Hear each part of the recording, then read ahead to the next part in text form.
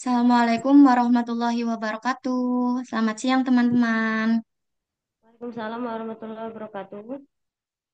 Baik, hari ini kita akan melanjutkan materi evaluasi. Saya yang presentasi, yaitu untuk menjelaskan pembelajaran multirepresentasi. Saya izin share screen ya. Mungkin teman-teman yang belum bergabung karena masih sholat ya. Nggak apa-apa, kita mulai dulu karena sudah waktu kuliah. Kita start. Apakah sudah terlihat? Sudah. Oke. Baik, kita langsung mulai diskusi kita hari ini yaitu mengenai pembelajaran multirepresentasi. Presentasi oleh Anissa Lea Harismayani, NIM terakhir 035. Secara definisi, multirepresentasi itu sebenarnya seperti kita itu sedang menjelaskan sesuatu, merepresentasikan ulang konsep yang sama, tapi formatnya kita buat berbeda-beda. Jadi, pendekatan multi representasi itu bisa kita buat dalam bentuk visual, verbal, diagram, matematik, dan lain sebagainya. Nah, itu gunanya adalah mendukung penanaman konsep dan pemecahan masalah dengan beragam caranya itu. IPA, kita tahu bahwa IPA itu nggak hanya sekedar menghafal, tapi juga ada pemahaman konsep. Terlebih lagi ada konsep-konsep yang sifatnya abstrak. Nah, disitulah peran dari representasi untuk pembelajaran IPA. Biar siswa itu bisa memahami fakta, prinsip, hukum, dan teori yang ada. Nah, penguasaan konten IPA secara multi representasi itu artinya penguasaan IPA nggak cuma dari menghafal aja, tapi juga mereka bisa memahami IPA dari representasi verbal, matematis, gambar, grafik, atau visual. Peran representasi dalam pembelajaran itu apa aja? Ini saya mengutip dari pendapatnya Nikap tahun 2021. Peran yang pertama adalah sebagai pelengkap, yang mana multirepresentasi itu dijadikan sebagai pelengkap untuk membentuk pola pembelajaran. Tujuannya memberikan satu pemahaman dan memudahkan siswa mengidentifikasi suatu konsep dan menarik kesimpulan. Jadi melengkapi gitu. Andai kata kita memberikan pembelajaran kepada siswa hanya dengan ceramah, yang dalam artian itu kan verbal ya. Verbal aja sebenarnya mungkin udah cukup untuk beberapa anak, tapi representasi dalam bentuk grafik atau mungkin dalam bentuk gambar atau mungkin dalam bentuk simulasi. Nah, itu melengkapi konsep yang akan dipahami oleh siswa sehingga nantinya mereka lebih memiliki pemahaman yang kuat karena dikuatkan dengan representatif tadi. Ini contohnya ya. Kalau misal siswa kesulitan memahami konsep sel dan jaringan hanya dari teks. Dulu waktu saya masih sekolah itu saya pernah mengamati bawang pakai mikroskop. Itu juga salah satu representasi. Tujuannya ya biar kita bisa mengamati secara langsung, kita sebagai guru membantu mereka melihat prosesnya lebih konkret. Jadi mereka mengkonstruksikan pemahamannya sendiri. Nah, kita, andai kata kita sebagai siswa, kita akan lebih mudah memahami bagaimana sel dan jaringan melalui eksperimen langsung. Karena kalau hanya dari gambar, kan mereka nggak punya pengalaman langsung. Cuma mengamati, oh ini bagian ininya, ini bagian ininya. Tapi kalau mengamati langsung, mereka punya pengalaman yang konkret untuk memahami masalah, untuk memahami konsepnya. Itu yang pertama, sebagai pelengkap. Yang kedua, itu dia sebagai pemecahan masalah di mana multi representasi itu alat pemecah masalah seperti penggunaan grafik yang digunakan untuk membantu siswa mengkaitkan hubungan antar variabel dan membantu siswa menarik kesimpulan. Andai kata setelah melakukan praktikum, ternyata mereka harus mendeskripsikannya hanya dengan verbal, kan nanti mungkin kata-katanya akan panjang dan bisa jadi siswa itu kan cenderung bosan ya kalau membacanya hanya teks panjang-panjang. Nah, maka itu bisa kita buat sebagai grafik. Contohnya, ini contoh ketika kita akan mengajarkan pencemaran lingkungan. Nah, kita harus bisa menghubungkan dampak aktivitas manusia dengan data peningkatan suhu dan fenomena perubahan iklim. Kemudian menganalisis lagi dampak ekologis melalui studi kasus berbagai ekosistem. Bisa juga misal eksperimen, kan kita punya laporan praktikum ya kalau kita melakukan eksperimen. Kalau untuk anak-anak itu ada namanya LKPD, dari hands-on activity. Nah, di LKPD itu, ketika siswa melakukan pengamatan, data yang dia peroleh cenderung direpresentasikan dalam bentuk grafik atau dalam bentuk tabel. Itu adalah contoh dari representasi. Misalnya, mereka menguji larutan asam basa. Kalau misal itu diungkapkan dalam verbal, mungkin kata-katanya seperti ini. Larutan jeruk ketika dicelupkan dengan lakmus ini menghasilkan warna ini, maka dia bersifatnya basa, andai kata seperti itu ya. Atau bersifatnya asam. Kalau yang bersifat basa kan ada pembahasan lebih lanjut. Kenapa bisa basa? Harusnya jeruk itu kan asam. Nah, itu kalau secara verbal. Kalau representasinya melalui gambar, maka eksperimen itu anak-anak kita suruh bisa video saat mereka mencelup-celupan lakmus, atau kalau mau gambar, mereka disuruh ngefotoin. Misal bener nggak sih ini mereka kebalik nggak antara larutan jeruk dengan larutan misalnya promah. Kan kalau kebalik kan bisa jadi sebenarnya itu yang basah adalah promah.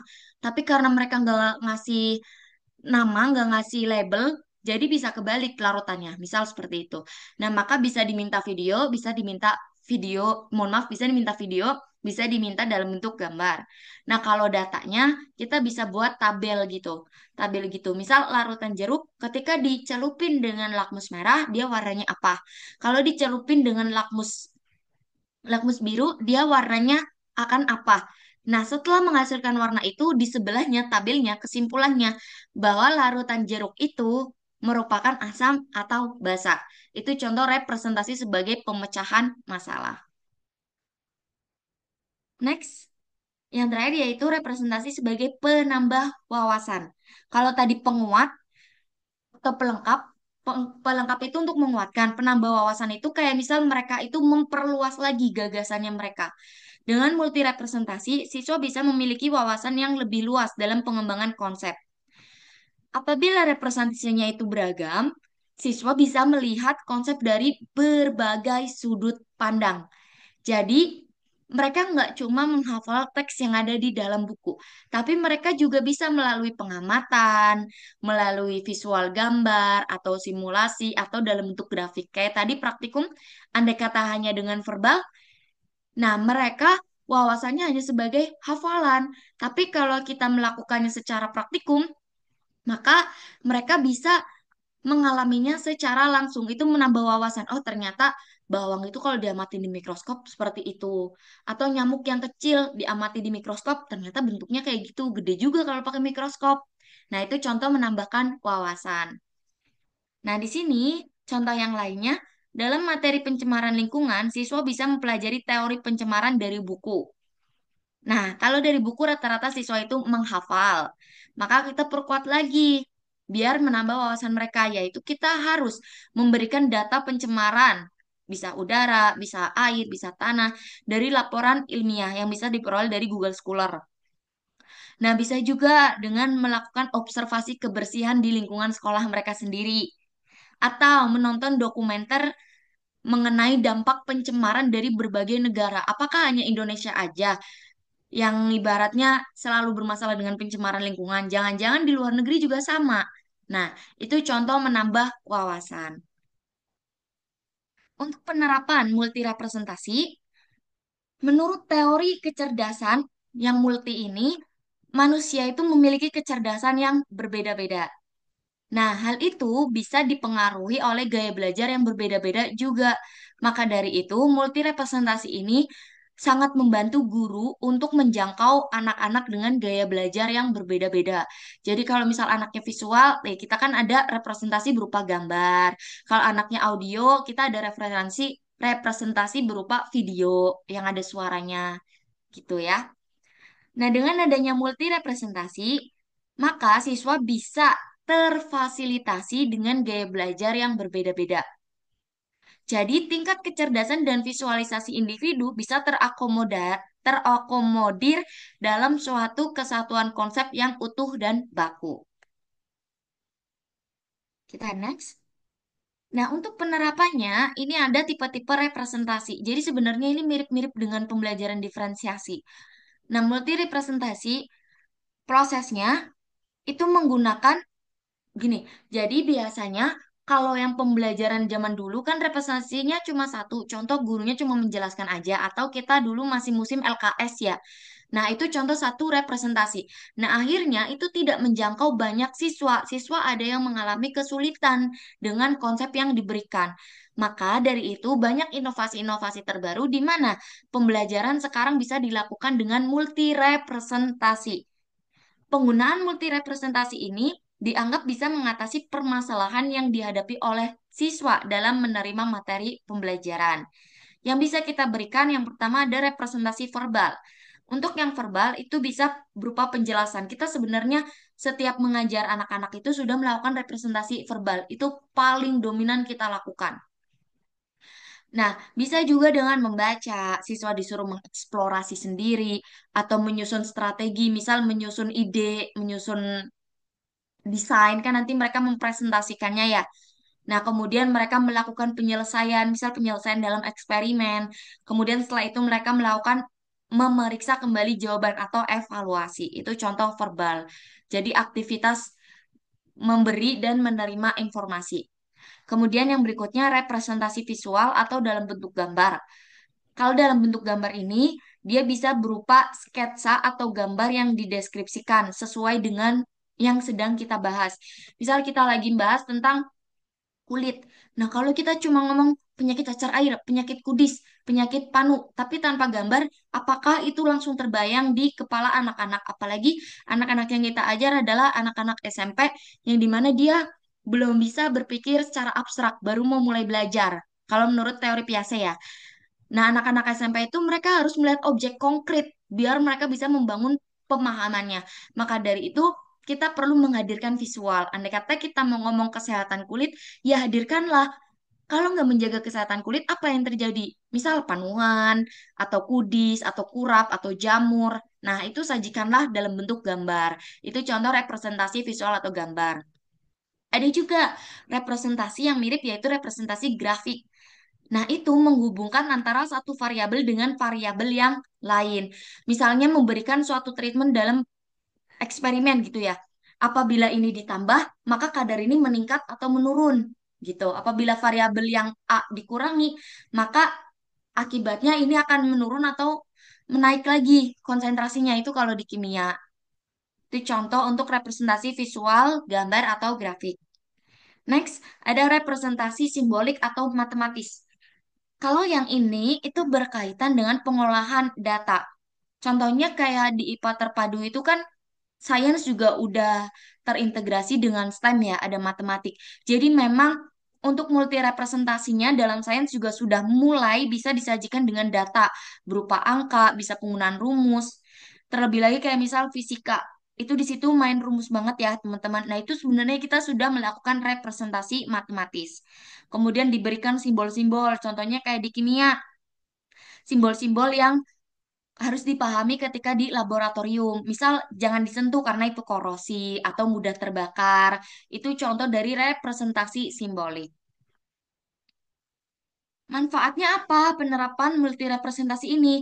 Yang pertama, siswa itu memahami konsep IKPA lebih mendalam karena tadi ya ada peranan sebagai pelengkap dan peranan sebagai memperluas wawasan.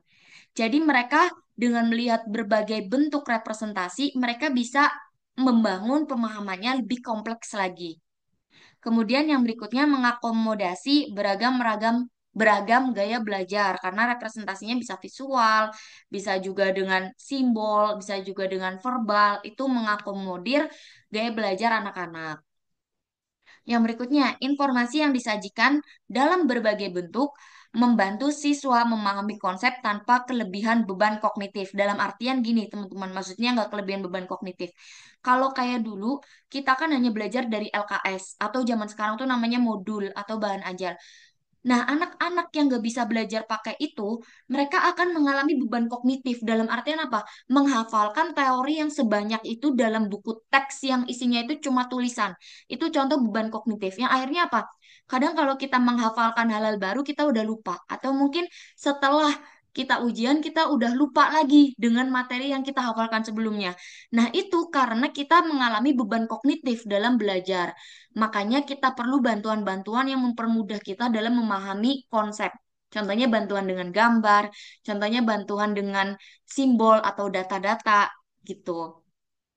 Yang berikutnya, representasi membantu siswa melihat aplikasi IPA dalam fenomena kehidupan sehari-hari. Karena dengan representasi ini mereka akan lebih terbiasa bermain dengan data konkret. Nah, disitulah membuat mereka belajarnya lebih kontekstual, gak hanya konsep aja yang ada di buku, tapi kita padu-padankan antara teori dan aplikasinya dalam kehidupan sehari-hari. Untuk prinsip asesmennya dalam pembelajaran multirepresentasi, sebenarnya ini sama saja. Karena untuk prinsipnya ini, yang pertama mengedepankan fleksibilitas. Ya sama kayak dengan pembelajaran diferensiasi ya kalau kita PPG, teman-teman. Di mana siswa itu diberikan kesempatan mengevaluasi pemahamannya dalam berbagai bentuk representasi. Kayak kalau misal anaknya itu verbal, ya dia boleh bikin misal kayak podcast. Atau anaknya itu visual banget, mereka bisa bikin dengan apa itu poster atau infografis. Nah, kemudian penilaiannya itu otentik dan kontekstual karena tugasnya itu relevan dengan kehidupan nyata. Kan kita menyajikan dengan isu-isu atau fenomena yang ada di dunia nyata. Jadi mereka juga pengerjaannya nggak lagi cuma fotosintesis adalah kayak gitu, tapi udah lebih rinci gitu ya, teman-teman. Next, orientasi proses dan produk. Jadi nggak cuma ngeliat produk akhirnya aja, tapi kita juga lihat proses mereka dalam mengembangkan pemahamannya. Proses ini bisa dilihat dari cara mereka presentasi atau ketika keaktifan mereka dalam berdiskusi. Untuk jenis asesmennya mirip dengan pembelajaran biasanya, yaitu ada asesmen diagnostik atau awal pembelajaran. Tujuannya yaitu pemahaman awal siswa kita bisa mengukur terhadap konsep yang akan kita ajarkan. Misalnya, contoh, bisa ada dengan mind mapping awal. Kalau kita ngomong topik A, kira-kira apa yang mereka pikirkan dari topik A itu? Kira-kira mind map yang ada di pikiran mereka itu apa? Misal kita ngomong pencemaran. Nah, mereka disuruh buat mind map itu dari kata pencemaran kira-kira apa konsep yang sekiranya mereka udah paham sebagai konsep awal itu. Misal pencemaran, mungkin ada yang terhubungnya dengan sampah, ada yang terhubungnya dengan asap rokok. Nah, itu contoh dari asesmen awal. Kemudian untuk yang berikutnya ada tes tulis atau pretest. Di sini karena multi representasi, maka pretestnya kita juga buat di dalam bentuk multi representasi. Jadi soalnya itu nggak hanya tulisan-tulisan aja, tapi kita ajarkan siswa untuk bisa membaca data, membaca grafik, atau juga memahami sebuah gambar. Kemudian kuesioner gaya belajar, kalau yang ini non-kognitif ya teman-teman. Biasanya juga kalau ini udah dilakuin oleh pihak sekolah, terutama oleh pihak BK. Tapi kalau kita pengen juga kita bisa melakukannya. Nah, ini untuk kita melihat dalam satu kelas itu siswa itu cenderungnya lebih banyak gaya belajar yang mana. Untuk kita lebih mudah mengakomodir gaya belajar mereka sehingga kita bisa membuat rencana pembelajaran yang bisa memfasilitasi mereka. Yang berikutnya, asesmen formatif atau selama pembelajaran. Tujuannya memantau perkembangan. Kan tadi dia penilaiannya itu nggak hanya produk, tapi ada proses. Nah, dari asesmen formatif ini, salah satunya kita bisa melihat juga bagaimana mereka membangun pemahamannya. Contohnya, untuk tantangan konversi representasi, guru itu meminta siswa mengubah representasi konsep yang diberikan. Jadi siswa itu disuruh membuat konversi representasi. Jadi misal ada teks, nah mereka disuruh membuat gambarnya. Kayak gitu. Misal, kayak kalau misalkan ada yang sakit asma, nah mereka disuruh membuat sketsa. Kira-kira itu di bagian paru-paru yang mana yang membuat akhirnya dia sakit asma atau bronkitis. Nah, mereka disuruh menganak-panahkan di bagian mana sakit itu muncul, gejalanya, dan lain sebagainya. Misal dari grafik ke penjelasan verbal. Misal pencemaran lingkungan nih di Bandung yang karena sampah. Nah, sampah dari bulan bulan demi bulan atau tahun ke tahun. Itu kira-kira gimana grafiknya? Nah, mereka disuruh mengungkapkan itu dalam bentuk verbal, mempresentasikannya, misal seperti itu. Yang berikutnya, dari simulasi ke persamaan sistem matematis. Misalnya, mereka mengamati tentang fisika, tentang pembiasan cahaya, dan lain sebagainya. Nah, mereka suruh mencari titik fokus. Itu kan ke persamaan matematis fisika. Kemudian asesmen yang terakhir yaitu asesmen sumatif atau yang setelah pembelajaran. Di sini mengukur sejauh mana siswa telah memahami konsep melalui beragam representasi. Bisa yang pertama kita lakukan dengan proyek akhir. Ini yang tadi ya, fleksibel. Mereka boleh menyajikan dalam beragam bentuk yang mereka minati. Di sini PR-nya nanti guru harus membuat rubrik penilaian yang objektif ya, teman-teman. Harus jelas indikatornya. Karena bisa jadi mereka ada bikin poster, infografis, video. Nah, gimana cara kita menilainya? Bentar. Nah, yang berikutnya soal ujian. Nah, soal ujian ini juga bisa dilakuin, tapi jangan lagi ujiannya sekedar kayak misal penyakit asma adalah bla bla bla, tapi dihubungkan juga dengan gambarnya atau dengan eksperimennya. Misal kayak kenapa kalau ada orang merokok pasif kita bisa ikut bahaya gitu. Orang merokok aktif kan dia. Nah, kita ikut menghirup asap. Kita kan pasif. Nah, kenapa kita bisa ikut bahaya?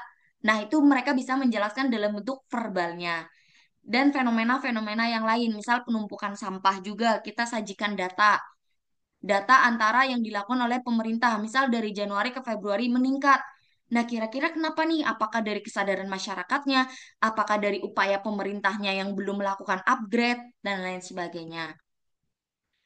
Tentunya, dengan pembelajaran yang multirepresentasi ini ada tantangan, tapi juga ada solusinya.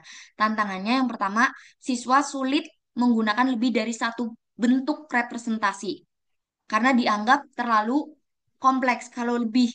Misal kayak gini, bagi siswa yang dia lebih sukanya membaca, mungkin mereka bisa susah dalam membaca grafik atau melihat video kayak gitu. Atau yang video susah kalau baca buku teks. Atau bisa juga karena kebanyakan, akhirnya mereka susah berpikir kompleks. Jadi bisa kurang representasi juga, bikin mereka kekurangan pemahaman. Kalau terlalu banyak juga bisa bikin mereka kesulitan memahami karena dianggap terlalu kompleks. Maka solusinya, guru itu harus memberikan bimbingan tentang mengkonversi representasi. Jadi dalam artian, kita sebagai guru jangan langsung menjejali semuanya. Dalam artian nih, udah lagi verbal, ditambah visual, ditambah lagi matematis, jangan, tapi kita runtut dulu. Jadi dari verbal dulu kita jelaskan bagaimana sistem pernafasan, kemudian baru kita arahkan alur dari sistem pernafasan gimana. Misal kita bisa pakai ER, ya kan? Nah, setelah dari AR, kita buat lagi berupa tabel atau data gitu ya. Misal di peranannya paru-paru peranannya apa, bronkitis lagi. Bronchiolis itu peranannya apa, alveolus itu apa. Nah, kayak gitu. Jadi kita sebagai guru memberikan contoh konkret dan juga menjelaskannya secara sistematis. Jangan langsung siswa ditodongin banyak representasi. Nah, itu akan membuat mereka kesulitan karena belum bisa membaca dan mengkonversi representasi tadi. Yang berikutnya, representasi ini bisa dilakukan kalau sekolahnya fasilitasnya udah top ya teman-teman. Tapi ada juga kan, gak dipungkiri ada beberapa sekolah yang memiliki keterbatasan alat atau media. Contohnya kayak laboratorium aja nggak semuanya lengkap. Itu keterbatasannya, tantangannya. Nah, solusinya ya guru lagi yang harus adaptif dengan membuat media pembelajaran dari alat dan bahan yang tersedia. Misal kalau kita mau representasinya visual karena nggak ada papan tulis yang interaktif, ya kita mau nggak mau kita menggambar di papan tulis gitu. Atau misal kayak kita mau praktikum sesuatu, misal penjernihan air. Nah, alat-alatnya nggak lengkap. Nah, kita buat misal dari botol, dikasih pasir, dan lain sebagainya. Itu contoh dari guru yang berusaha adaptif dengan alat dan bahan yang tersedia. Ini juga tantangan yang masuk dalam asesmen tadi, karena asesmennya bersifatnya fleksibel, jadi penilaian sangat beresiko subjektif, karena bentuk representasinya itu beragam. Solusinya, yang tadi saya sudah jelaskan, rubrik penilaian itu harus jelas. Kriterianya, penskorannya, itu dibuat detail dan jelas. Kemudian dibuat secara sistematis juga yang runtut gitu.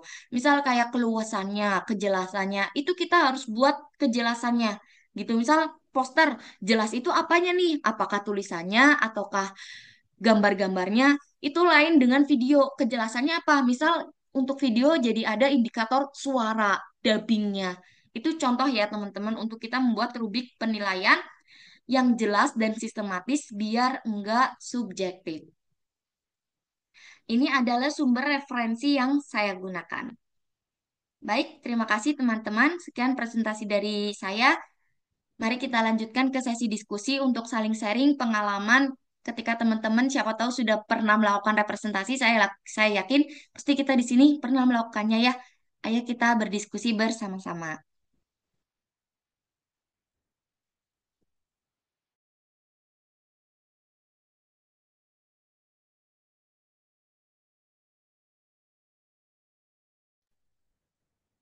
Nggak tanya nggak apa-apa teman-teman, diskusi aja nggak apa-apa kok. Cerita-cerita.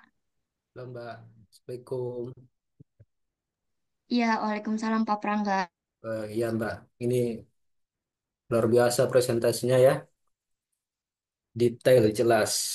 Tapi ada masukan sedikit Mbak. Nah ini ya teman-teman pasti bisa lihat ya di presentasi tadi membahas tentang multi representasi, tapi mohon maaf Mbak, ini apa namanya eh, gambarnya kurang gitu. Tidak bisa saya yang tua ini nggak bisa memvisualisasikan seperti apa gitu kegiatan pembelajaran di kelas gitu. Iya, tapi nggak masalah sih, aman aja. Itu satu. Bisa terima gak Mbak Mbak Anissa? Oke, baik. Nanti mungkin dalam PPT saya akan perbaiki, saya masukkan link video contoh pembelajarannya. Soalnya waktu PPG juga saya pernah melakukan multi representasi, jadi praktikum ya sembari ada visualnya juga. Nanti mungkin saya koneksikan link video YouTube. Oh, luar biasa effortnya Mbak. Thank you. Nah ini juga Mbak terkait dari multi representasi ya.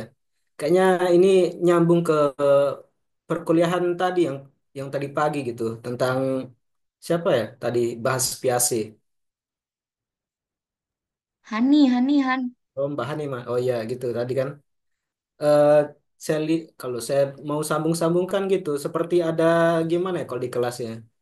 Gimana kita bisa keberhasilan sebagai guru kan ini ya, bagaimana kita bisa mengubah konsep yang dimiliki oleh siswa gitu Mbak. Tapi saya ini ya ada pertanyaan gitu, keberhasilannya seperti apa, konsepnya seperti apa gitu yang bisa dirubah di dalam kelas gitu. Misalnya ada ide dari siswa gitu tentang suatu konsep begini begini begini. Nah, dan dengan bantuan multi representatif tadi itu eh, kan siswa jadinya kita paksa untuk mengorganisasikan suatu konsep konsep lamanya gitu kita benturkan lagi dengan konsep saintifik atau konsep alternatif yang kita bawakan ke dalam kelas gitu kan. Bagaimana dia memahami, bagaimana dia mengorganisasikan tentang perubahan konsep yang sifatnya periferal gitu kan, seperti katanya Bapak Piase. Nah, nah ini pertanyaan saya tuh ya, bagaimana kita bisa mengasosiasikan dengan tepat dan apa ya, dengan tepat dan ya dengan tepat aja lah, mengasosiasikan konsep yang kita bawa ke dalam kelas untuk suatu materi sehingga bisa membentuk suatu konsep baru gitu. Ah, bisa dimengerti nggak, Mbak? Jadi intinya anak-anak itu udah membawa pengetahuan awal, terus kita gimana untuk memasukkan pemahaman Hmm. pemahaman yang baru gitu. Nah, ya contohnya itu kan kayak gini lah, waktu kita ngajar tentang contohnya itu kayak apa ya? Teori evolusi gitu. Ini kan ini kan latar belakang siswanya gitu, misal bahwa ini ya, ada latar belakang spiritual, bagaimana mereka bisa menerima gitu teori teori evolusi yang secara yang emang tekstual gitu kita bawakan seperti itu, padahal kita sendiri kan ada ya ada sedikit apa istilahnya eh, kayak ada pertentangan konsep gitu kan. Bagaimana kita bisa merekonstruksi kembali gitu, mengorganisasikan kembali konsep yang dimiliki siswa tentang suatu teori evolusi. Begini, mereka percaya kalau teori evolusi itu Darwin ya begini begini gitu. Padahal kan yang maksud kita bukan yang dari, mohon maaf, dari monyet jadi manusia kan bukan gitu ya aslinya ya. Bukan yang, ya gimana ya cara membawakannya gitu. Gitu loh Mbak. Ya semoga dipahami ya. Segitu dulu. Terima kasih Mbak Anissa.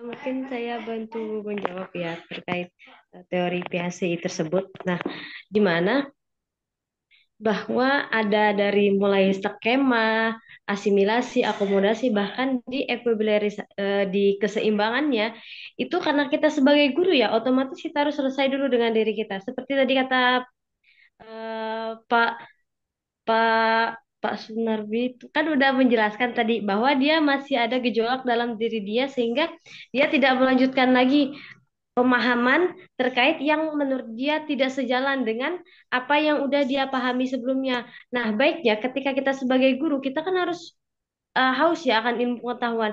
Baiknya kita tuh mencari tahu dulu hal-hal yang membuat kita tuh kurang, yang tidak sesuai dengan diri kita. Apalagi ini kan terkaitnya dengan agama ya. Nah, benar ya, itu tuh bisa dikaitkan ketika apa yang tidak kita tidak bisa terima terkait teori Darwin segala macam itu kan. Nah, kita bisa menyambungkannya ketika dalam yang membuat kita gejolak kan karena di teori Darwin itu yang segala monyet itu kan ya urutan eh, evolusi manusianya. Nah, ketika dalam agama itu kan kita terciptanya dari tanah gitu. Itu bisa kita kaitkan. Tetapi tidak menyalahkan juga ilmu yang sebelumnya. Jadi kayak kita mengaitkan aja, menambahkan dalam agama itu seperti ini dan dalam ilmu pengetahuan itu seperti ini. Tapi itu ada kaitannya gitu, seperti itu. Menurut saya gitu.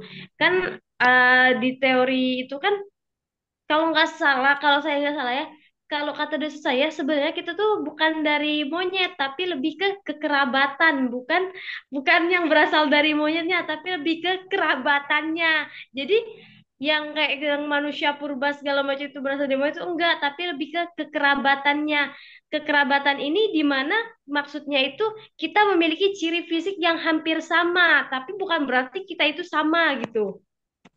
Nah, mungkin di situ yang merepresentasikannya tuh kita harus merepresentasikan diri kita sendiri sebelum kita menyampaikan ilmu. Karena takutnya ketika kita yang masih bergejolak dengan ilmu yang akan kita sampaikan tuh, takutnya yang ada nanti miskomunikasi membuat anaknya juga bingung. Kalau membuat anaknya bingung kan lebih sulit lagi nih. Maksudnya jadinya kalau menurut saya, kita yang merasa bersalah gitu, ibaratnya memaksa dia untuk memahami ilmu kita, sedangkan dia tuh tidak nyampe untuk memahami itu gitu. Mungkin bisa dipahami Pak Prangga, bisa kita karena kan kita diskusi gitu, jadi bisa kita saling Ya. tanya jawab gitu, mengasih masukan. Oh iya, gini Mbak, kan yang gambaran dari kera jalan ke depan tiba-tiba jadi manusia kan sebenarnya itu kan bukan bukan Darwin yang punya itu. Ilustrasinya nggak kayak gitu sebenarnya. Darwin kan teori evolusinya bukan yang itu ya, nggak pernah membahas manusia dari kera gitu. Bahkan Darwin Darwin pun menyangkal itu, cuman ya ada muridnya lah yang ini, yang apa ya, yang jadi Temurun gitu ya. visualisatornya yang ini yang salah menerjemahkan gitu.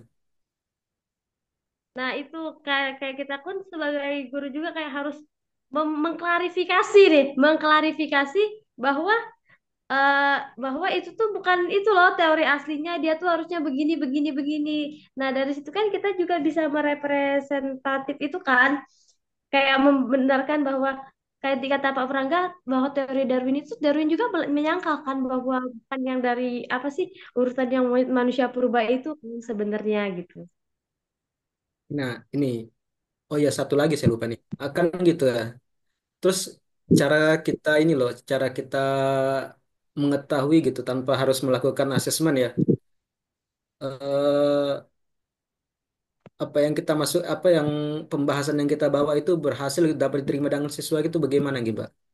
Kan kalau saya ini kan, kalau yang tanpa harus asesmen gitu mesti ya kalau ada kontras yang kontrasnya, siswa tuh merasakan kontras yang jauh gitu gap yang jauh antara pemahamannya yang lama terus dibawa setelah di kelas dibenturkan oleh pemahaman saintifik, akhirnya terbentuk kontras yang jauh gitu dari pemahaman lamanya gitu ke pemahaman baru gitu. Nah, untuk ini Mbak apa namanya? Untuk asesmen yang cocok gimana Mbak? Izin masuk. Nah, kalau misalkan mau assessment kan tadi yang di presentasi saya sudah mengungkapkan ya, kalau multi representasi ini rentan banget dengan subjektivitas. Nah, Nah, ya. maka sebaiknya itu kalau multi representasi, kita udah siap dengan multi representasi, maka kita juga harus siap menyiapkan assessment yang apa ya, yang tadi aku bilang itu rubriknya itu harus jelas. Kalaupun ada siswa membuat poster, ya dibuatlah rubrik untuk poster, poster yang baik kayak apa. Untuk membuat yang video, juga video yang seperti apa. Jadi kalau misalkan seorang guru itu melakukan penilaian tanpa sebuah rubrik, menurut saya itu sangat tidak baik. Sekalipun kita melakukannya dengan observasi ketika siswa menjelaskan gitu ya, mempresentasikan, kita pun harus tetap memegang lembar observasi. Bisa dengan lembar observasi keaktifan siswa atau lembar observasi bagaimana proses berpikir mereka gitu. Jadi nggak bisa kita melihat, ih anak ini pinter, ih anak ini enggak. Padahal kita lagi nggak megang lembar observasi, kita nggak memegang kontrol gitu. Gimana kita bisa ngomong dia pinter, sedangkan kita nggak lagi pegang lembar observasi. Jadi mungkin tepatnya gini, untuk assessmentnya nggak selalu harus tes tulis atau nggak selalu harus berupa produk yang tadi video, poster, atau apa. Bisa dengan ujian lisan misal. Tapi lagi-lagi kalau kita pengen itu dimasukkan ke dalam hasil belajar siswa, maka harus ada bukti konkret gitu. Nggak bisa kita subjektif menilai anak itu pinter di mata pelajaran IPA tanpa bukti yang konkret. Takutnya ada faktor-faktor lain yang membuat nilai itu subjektif. Misal, dia rajin menjawab kita. Padahal belum tentu jawaban dia itu ilmiah.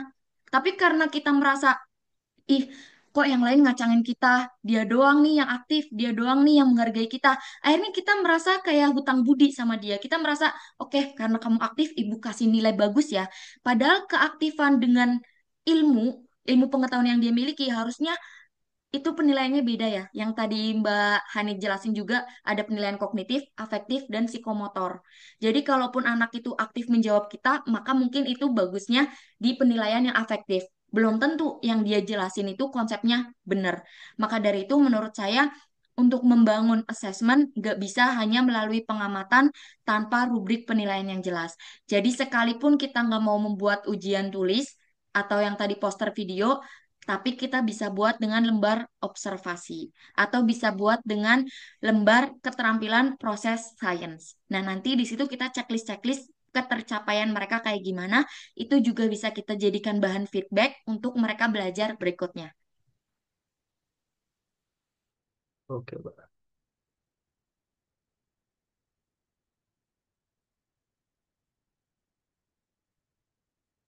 Ya, saya rasa jelas Mbak Anissa. Terima kasih, matur nuwun. Oke, ada lagi teman-teman?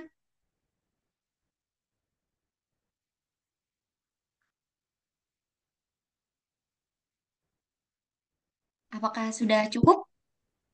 Sepertinya cukup. Tadi kan udah banyak juga ya contoh-contoh representatif baik dari IPA, terus ada kaitannya dengan matematika dan lain-lainnya. Menurut saya sih udah cukup ada, karena udah banyak contohnya juga ya.